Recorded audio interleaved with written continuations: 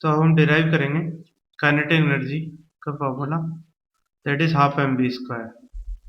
इसके लिए सबसे पहले हम एक m मास का ब्लॉक लेते हैं।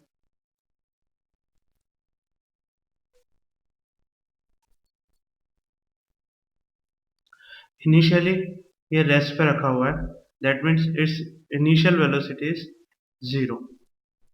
नाउ अगर हम इस पे F फोर्स लगाएं तो ये F फोर्स इस पर कुछ वर्क करेगा और उस की वजह से ये ब्लॉक मूव करने लग जाएगा। मूव करने लगेगा तो ये सपोज मूव करता हुआ यहाँ तक पहुंच जाता है, that is at a displacement d from the initial position. जैसे ये मूव करने लगेगा इसकी स्पीड बढ़ती जाएगी, लेट एनी इंस्टेंट t इसकी स्पीड हो जाती है v, जो कि इनिशियल 0 थी। अब अगर हम वर्क डन की बात करें तो वर्क डन होगा W equal to F into S. क्यों? क्योंकि फोर्स और डिस्प्लेसमेंट एक ही डायरेक्शन में है। Now we know that force is equal to mass into acceleration, so W equal to ma into s. This is our first equation. As we know equations of motion, we will use second equation of motion, that is v square equal to u square plus 2as. इससे हम as की calculation करेंगे तो as होगा v square minus u square by 2। u initial velocity है, v final velocity है। as की value equation first में रख दें तो वर्क डन आएगा mass into v square minus u square upon 2। इसको हम इस तरह से लिख सकते हैं half m v square minus half m u square. जैसा कि हम पहले बता चुके हैं इनिशियल स्पीड 0 है, इसलिए हम कह सकते हैं work done will be equal to half m v square. और जैसा कि हम डेफिनेशन से जानते हैं कि जो बॉडी पर वर्क किया जाएगा वो इसकी काइनेटिक एनर्जी की फॉर्म में डेवलप हो जाएगा, that means kinetic energy is equal to half m v square. This is our formula for kinetic energy. Let us take an example. हमें एक कार दी हुई है जिसका मास 1500 kg है। इसकी initial speed 30 kilometre per hour है। इस पर वर्क किया जाता है जिससे इसकी स्पीड बढ़कर 60 किलोमीटर पर आवर हो जाती है। We have to calculate work done over it. जैसा कि हम अभी पढ़ चुके हैं work done will be kinetic energy developed in it. So initial kinetic energy was half m u square and final kinetic energy is half m v square. So हमने work कितना किया? Final kinetic energy minus initial kinetic energy. This is known as work energy theorem. Half m v square, half m अगर हम common ले लें बचेगा v square minus u square. Value put कर देते हैं half m, m is 1500 into v square minus u square. v और u की वैल्यू पुट करनी है, या तो हम इसे किलोमीटर पर आवर में लिख रहे हैं या फिर इसे मीटर पर सेकंड में कन्वर्ट कर सकते हैं। अगर हम u को मीटर पर सेकंड में कन्वर्ट करना चाहते हैं तो हमें क्या करना होगा 30 इंटू किलोमीटर को मीटर में कन्वर्ट करना है, 1000 से मल्टीप्लाई कर देंगे अपॉन आवर्स को सेकंड में कन्वर्ट करना है तो 3600 से मल्टीप्लाई कर देंगे, दैट इज 60 इंटू 60। इसके कैलकुलेट करने पर it will be 8.33 metre per second. Similarly अगर हम 60 किलोमीटर पर आवर को 1000 बाई 3600 से मल्टीप्लाई करेंगे you will get 16.67 metre per second. इन वैल्यूज को यहाँ पुट कर देते हैं। Final kinetic energy 60.67 metre per second, 16.67 v square, तो इसका स्क्वायर कर देते हैं, minus u square is 8.33 whole square.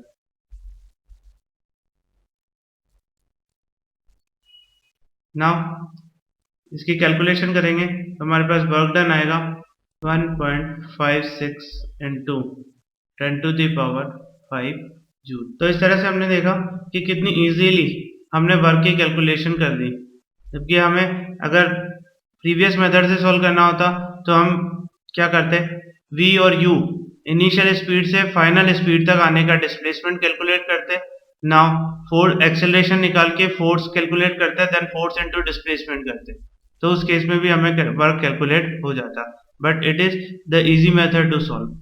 This is your answer. तो अब तक हमने पढ़ा काइनेटिक एनर्जी के बारे में, वर्क डन ने काइनेटिक एनर्जी किस तरह से क्रिएट की। पर जैसा हम जानते हैं कि वर्क एनर्जी ट्रांसफर करता है, basically energy can neither be created nor be destroyed, as we know energy is conserved. तो एनर्जी वन फॉर्म से दूसरी फॉर्म में कन्वर्ट होगी, तो it may be from potential energy to kinetic energy also. But what is potential energy? तो हमने अभी तक काइनेटिक एनर्जी के बारे में बात की, अब हम पोटेंशियल एनर्जी के बारे में बात करेंगे। What is potential energy? Potential energy is basically defined as energy possessed by a body by virtue of its position or shape or configuration। इस चीज को समझते हैं हम, जैसे यहाँ पर एक बॉडी ब्लॉक रखा हुआ है m मास का, जो कि रेस्ट पे रखा हुआ है। नाउ अगर आप इसको उठा के यहां पर रख देते हैं at a certain height h from initial position, तो इस केस में आपको कुछ वर्क करना पड़ेगा। वो वर्क क्या ऑब्वियसली ग्रेविटेशनल फोर्स के अगेंस्ट होगा। कितना वर्क हमें करना पड़ेगा? That is force into displacement. Force into displacement, how much force is acted on it? That is mg। तो work done is force into displacement, that is mg into h, as force is applied in downward direction and displacement is upward direction, so w is negative minus mgh। अब ये जो mgh है, ये work कहाँ गया? हमारी कुछ energy खर्च हुई होगी। ऑब्वियसली अगर कोई पर्सन m मास को उठा के ऊपर लेके जा रहा है तो उस केस में उसकी कुछ एनर्जी खर्च हो रही है। वो एनर्जी एक्चुअली गई कहाँ? वो एनर्जी इस सिस्टम के अंदर पोटेंशियल एनर्जी की फॉर्म में स्टोर हो गई है। कैसे पता हमें पोटेंशियल एनर्जी स्टोर हो गई? क्योंकि अगर मैं इस ब्लॉक को छोड़ दूं तो क्या ये अपने आप नीचे आ जाएगा? अगर ये नीचे आ रहा है, इसका मतलब ये कुछ वर्क कर रहा है नीचे आने के लिए। वो वर्क कहां से आया? वो इसके अंदर की एनर्जी है, जो कि पोटेंशियल एनर्जी की फॉर्म में इसमें स्टोर थी, जो कि अब काइनेटिक एनर्जी में कन्वर्ट होने लग गई। ठीक है, potential energy is due to its position. इसी तरह से कोई और एग्जांपल भी ले सकते हैं, जैसे एक ब्लॉक है m यहाँ रखा हुआ है, इसको स्प्रिंग से कनेक्ट किया दूसरे ब्लॉक m से, आप इस स्प्रिंग को कंप्रेस करते हैं F फोर्स लगा के। जब वह कंप्रेस हो जाएगा तो उस केस में इसकी सिचुएशन सपोज इस तरह की हो गई। इस केस में भी आपने कुछ वर्क किया इसे डिस्प्लेस करके, ये वर्क इस सिस्टम के अंदर पोटेंशियल एनर्जी की फॉर्म में स्टोर हो गई। कैसे पता पोटेंशियल एनर्जी स्टोर होगी? छोड़ दो, छोड़ोगे तो उस केस में ये अपने आप भी स्पीड से इधर की तरफ मूव करना स्टार्ट कर देगा। अब हम आगे बढ़ते हैं। इसी तरह से और भी पोटेंशियल एनर्जी के एग्जांपल हम देख सकते हैं, जैसे डैम, किसी डैम में वाटर स्टोर जो है, that is also possess some energy, that is in the form of potential energy. वही एनर्जी जब हम डैम में वाटर स्टोर करते हैं उसकी पोटेंशियल एनर्जी बढ़ती जाती है। जैसे हम वाटर फॉल करवाते हैं तो नीचे टरबाइन लगाते हैं, उससे वो पोटेंशियल एनर्जी काइनेटिक में कन्वर्ट होकर फाइनली इलेक्ट्रिकल एनर्जी में मिल जाती है। ठीक है, इसी तरह से और भी एग्जांपल, अगर एक स्टोन है वो किसी हिल पे, टॉप ऑफ द हिल पे रखा हुआ है, तो उस केस में उसमें पोटेंशियल एनर्जी होगी। स्ट्रेच्ड और compressed spring is another example of potential energy. Stretched bow and arrow system, ठीक है, that is also possess some energy that is in the form of potential energy। Now gravitational potential energy की अगर बात करें तो gravitational potential energy जैसा आपने देखा ग्रेविटेशनल फोर्स के अगेंस्ट वर्क किया जाएगा तो वो ग्रेविटेशनल पोटेंशियल एनर्जी की फॉर्म में आएगा। ग्रेविटेशनल पोटेंशियल एनर्जी और इलास्टिक पोटेंशियल एनर्जी जैसा कि स्प्रिंग के केस में देखा, ये दोनों एनर्जी बेसिकली कंजर्वेटिव नेचर की होती है। आगे बढ़ने से पहले हम ग्रेविटेशनल पोटेंशियल एनर्जी के बारे में कुछ इंपॉर्टेंट पॉइंट नोट कर लेते हैं। First point is gravitational potential energy of a body on a surface of the earth is zero.